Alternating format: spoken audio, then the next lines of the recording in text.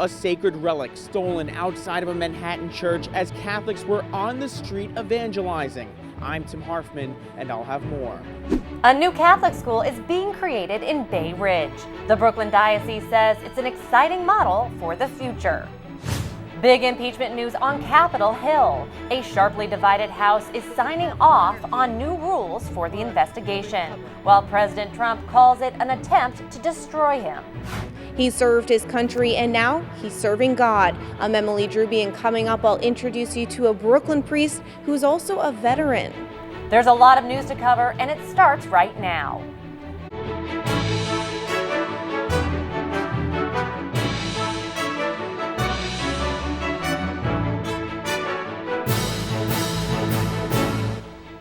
Good evening, I'm Tamara Lane. Tonight, police are hunting for an unholy thief. The criminal swiped a priceless religious relic from a Queens Catholic. The parishioner was leading the rosary outside a Manhattan church, and that's when the crook struck. Current's News' Tim Harfman begins our coverage from East Harlem. This man is making his escape after stealing an irreplaceable relic from a Catholic evangelist, and the NYPD is on the case. The victim can't believe what happened. The worst reality came to be that my bag was taken. Inside Teddy Tungratnacha's bag, a set of rosary beads and a relic from the shrine of St. Michael the Archangel, a sacred stone from the place in Italy where the Archangel appeared during the 5th century. Teddy's bag was outside Our Lady of Mount Carmel Church in East Harlem, where he and other Catholics were evangelizing. They were praying the rosary in honor of Our Lady of Fatima. As I was beginning to pack away the statue and the banner to bring back into the church, I realized that my bag was not there anymore. The 27-year-old lives in Woodside, Queens, where he's a parishioner at St. Sebastian Church. But he travels to East Harlem to volunteer at Our Lady of Mount Carmel, leading the music ministry there. Teddy said he borrowed the relic from a friend to place it on the altar during Mass. He has a message for the thief. I hope that that you'll have a change of heart, that you'll return the bag, most of all the relic, to the church or to the precinct or anywhere safe where it can be retrieved. Despite the crime, Teddy forgives the man. We're all praying for you. In East Harlem, Tim Harfman, Currents News. The cops want to catch the thief and get back the holy relic. They're asking for help identifying the criminal. If you know anything, call Crime Stoppers at 800-577-TIPS. There are plans tonight to merge 2 Brooklyn Catholic academies, and on the drawing board is an even greater institution. Bay Ridge Catholic Academy is going to open next September. The Brooklyn Diocese is describing the school as an exciting model for the future. Plans are for Bay Ridge Catholic to be centered around faith, arts, and engineering, so that students are ready to succeed in the modern economy. The groundbreaking school is being created through a merger of St. Anselm's and Holy Angels Academies and will serve the entire Bay Ridge community. In other diocese news, Bishop DiMarzio has just completed his visitation to the troubled Diocese of Buffalo. The Vatican appointed him to conduct an investigation there. The bishop went to Buffalo 3 times and interviewed close to 80 people. He will now be preparing a report to submit to the Holy See. The current Buffalo Bishop, Richard Malone, has faced accusations of mishandling sexual abuse allegations. He's expressed heartfelt gratitude to Bishop DiMarzio for accepting the Vatican's mission. Prisoners in New York could vote from behind bars if a Brooklyn politician gets his way. Democratic State Senator Kevin Parker is introducing a bill that would make it legal for the inmates to get access to the ballot box. He says if someone is counted in the census, their vote should be counted as well. But Parker isn't getting a lot of support from fellow Dems. Many are saying it's a bad idea. There are more than 65,000 inmates in New York jails. It's official tonight. There are new rules for President Trump's impeachment. The House was sharply divided and there was fiery debate, but the Democrats are gearing up for a public investigation. Mary Maloney breaks down the process from Washington. The resolution is adopted without objection. The motion to reconsider is laid upon the table. A divided House sent a message. The impeachment inquiry into President Trump is moving forward. It's a sad day because nobody comes to Congress to impeach a president of the United States. No one. This step is significant. For the first time in the Trump presidency, representatives voted on the record and set rules to make the impeachment process more public. As the inquiry proceeds, we'll decide whether we'll go forward with impeachment. That decision has not been made. At issue, a whistleblower complaint alleging the president pressured Ukraine to investigate a Democratic rival. The political polarization into the Democratic-led investigation on full display. No Republican voted for the measure. 2 Democrats voted no on the resolution. Not only did every single Republican reject this Soviet-style impeachment process, but we were even joined by Democrats who couldn't stand it anymore. Almost immediately, President Trump reacted to the decision, tweeting, "The greatest witch hunt in American history." In the sham that has been putting this country through this nightmare. This is the 3rd time the House of Representatives voted on an impeachment inquiry into a sitting president. While it's unclear how quick the investigation will be, what is clear, the process will consume the country's attention before the 2020 elections. In Washington, I'm Mary Maloney. An update tonight on the raging California wildfires. Thousands of homes in the Golden State remain threatened, but the Reagan Library has survived. Flames got dangerously close to the facility this week, and many thought the building would burn. Instead, a change in the winds saved its fate. But unlikely heroes may have also saved the day. Each year, hundreds of goats are released around the library to eat the brush. This creates a fire break, and firefighters say it helped curb the flames. The blaze destroyed 2 buildings before it was brought under control. Residents in San Bernardino were forced to evacuate overnight as new wildfires closed in on a number of homes in the area. Steve Nanes is on the ground there with the latest development. This is a picture shot from my backyard, my parents' backyard. Devastation overnight in parts of San Bernardino, California, as some residents awoke to find this. I gotta go, police is here. The Hillside Fire is the latest in a series of wildfires wreaking havoc across the state of California. Firefighters rushing to residential neighborhoods, doing whatever they can to contain the new blaze. My cousin lived right there at that house. You know, they got lucky, you know, and the house behind it. Thank God they got it under control, though.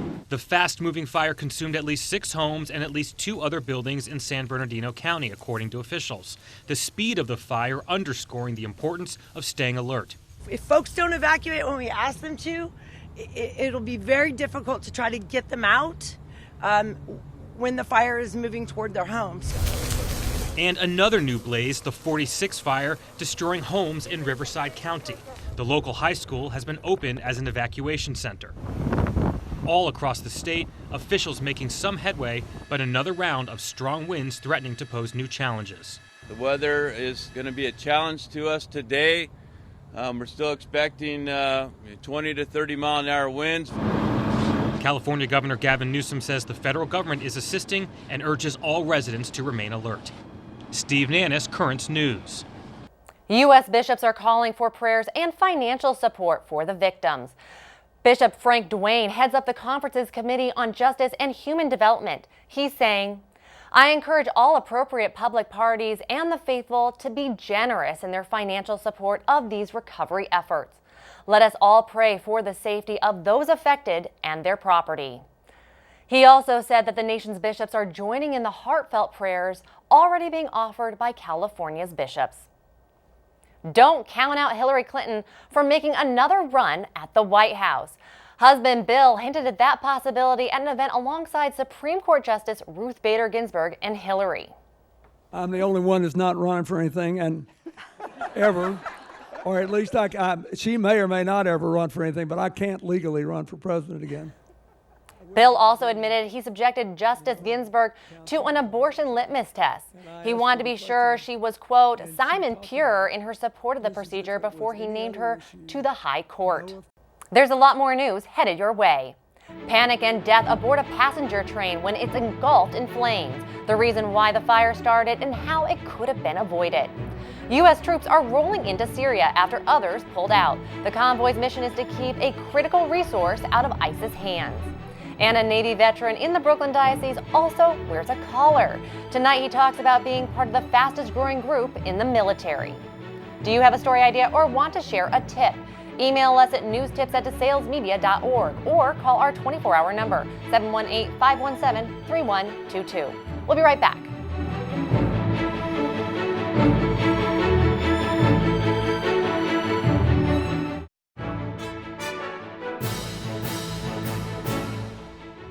More than 70 people lost their lives today in Pakistan after a raging fire swept through a train. The fire started when passengers were using a gas stove to cook breakfast. The huge blaze spread to at least 3 carriages. Many of the victims died as they tried to jump off the train. It's being reported that it took at least 20 minutes for the train to stop after the fire broke out. That is being investigated. And a convoy of troops are heading into Syria.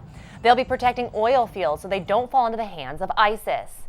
There are fears tonight that the group could seize the fields and use the resources to fund terrorist activities. As Veterans Day nears, we want to take time to honor those brave men and women who serve our country. Today, we're taking a closer look at the growing diversity in the armed forces. Latino vets are the fastest growing minority group in the military.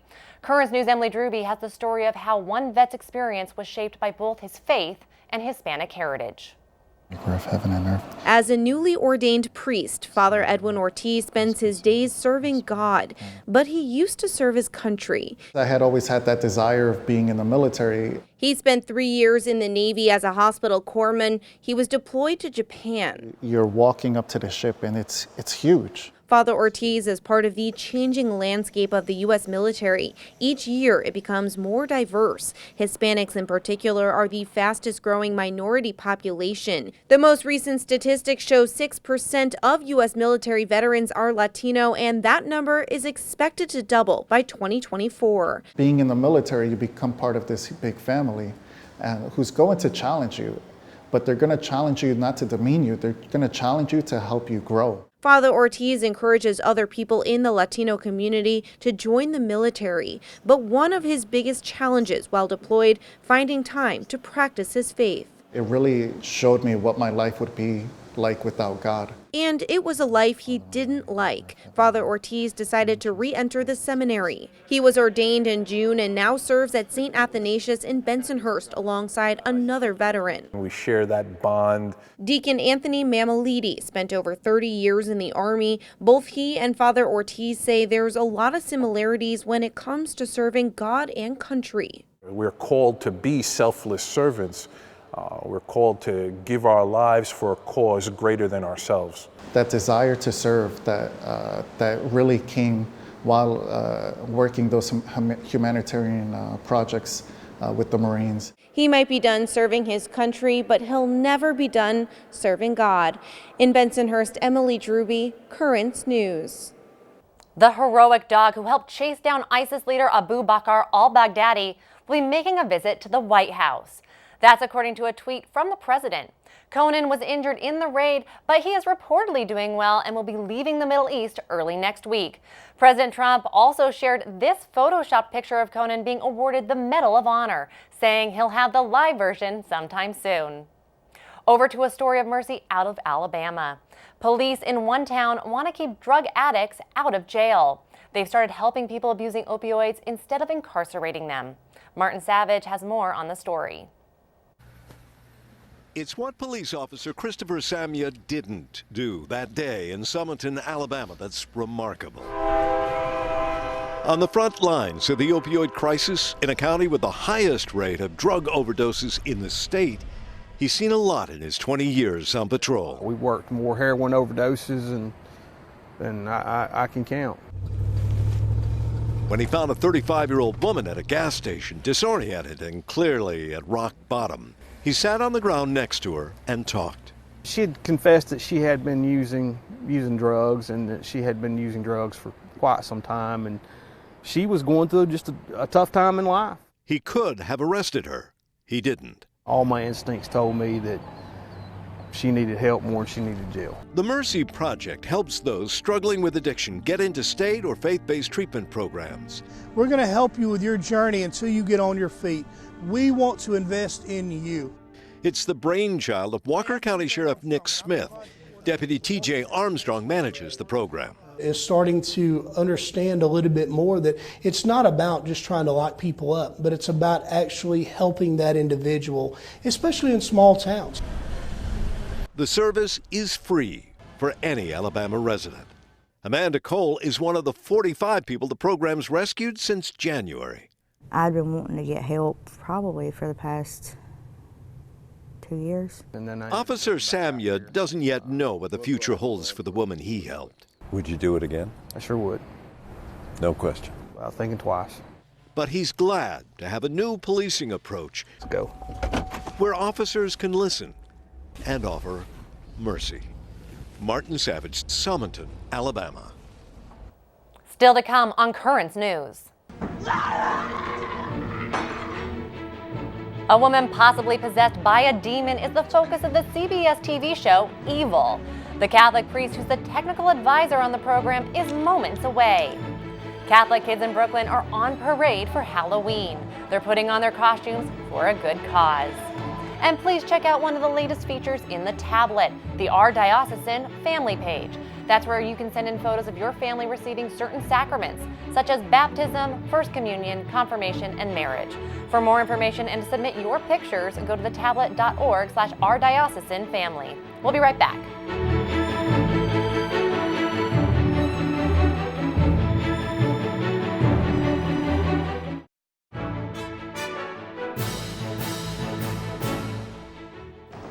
When we enter the room, whisper to me if you need to leave for any reason, and I'll escort you out.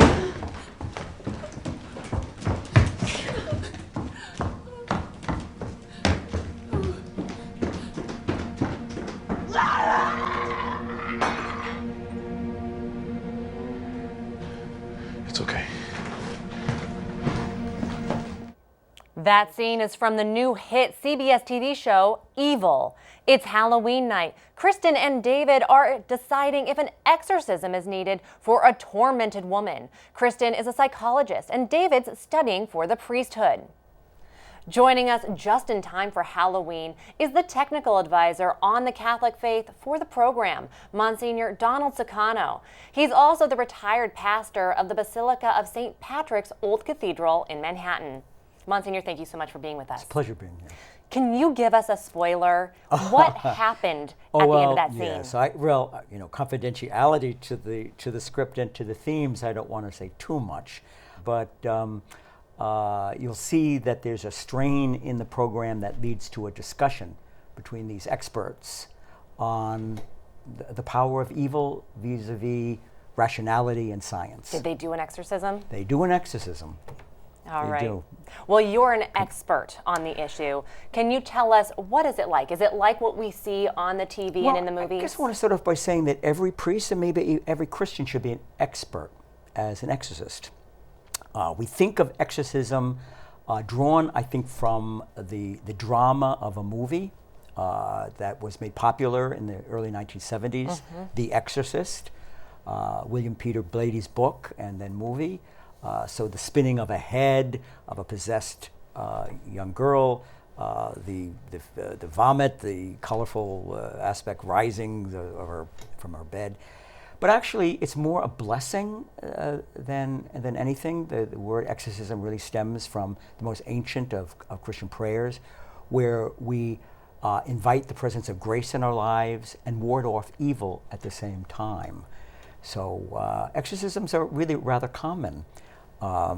We in Our Father, when we pray, deliver us from evil.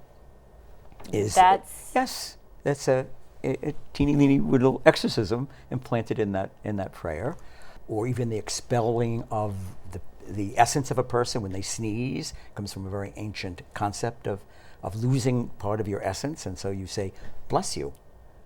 So that, right? So you can think of that next time someone sneezes, that you're an exorcist. Well, let's talk about what it's like to work in TV. So you're a consultant and advisor to this TV show. What do they often get wrong about the Catholic faith? A lot, because they don't know a lot, or maybe, you know, as a priest we know so much, and try to ground the program in a way that really is authentic and deals with the issue at hand. One of the principal characters in the David in the script, who's described as a priest in training, you know, rather than seminarian. You know, and I think a lot of Catholics would think a priest in training is a priest who is a priest training for something, but actually he's, you know, a seminarian looking forward to ordination in the script. Well, so a lot of people are unhappy with the state of mass entertainment right now. They call it coerced, they call it violent. As someone who is working in the industry, what's your opinion? Well, this series, I'm hoping, will give serious consideration to a dialogue that's going on in the culture as to the influence and the power of evil and its symbols. And I'm just hoping that there is a Christian response to that, so that we don't dwell necessarily as we do in Halloween, as it's been hijacked by the culture, that focuses on the downside or the evil aspects of Christianity. Well, since today is Halloween, can you tell us what the real meaning of Halloween is? The word Halloween, it's a variation or a corruption of an old English word, holy, hallow, which we still have in the Our Father prayer. Hallowed be thy name. Holy is thy name is the meaning of that. So holy Ean, or Holy Eve, is that time of preparation for the celebration of the victory that God gives us as his ambassadors and agents in a rather hostile world. The world can be hostile. There is evil out there, but we are equipped with the means to defeat evil and to go to heaven. And that's what we're celebrating on All Saints' Day tomorrow. Very interesting, and I've got to catch this episode of the show. Monsignor Donald Sakano, Catholic advisor to the hit CBS TV show Evil, thank you so much for being with us. Pleasure. And if you thought you had till this evening to get ready for Halloween, think again. Kids from St. Joseph the Worker Catholic Academy hit the pavement early this morning, dressed to impress or to give you a fright. There was no shortage of costumes in Windsor Terrace. So what are you supposed to be for Halloween? A skeleton. And why did you want to be that? It looked cool. I'm Harry Potter with Zoe. She's Hermione. Super Gonzo from the Muppets. What are you? I'm Fozzie Bear. I'm Lucas from Stranger Things. What's your favorite part of Halloween? Not trick-or-treating and getting candy. My favorite part is because I get to hang out with my friends. Unfortunately, this morning's rain pushed the Walkathon inside, but that didn't stop the spirits. All the money raised goes right back to the school. Finally tonight, something else with spirit. A priest at a Catholic high school joined in on a pep rally.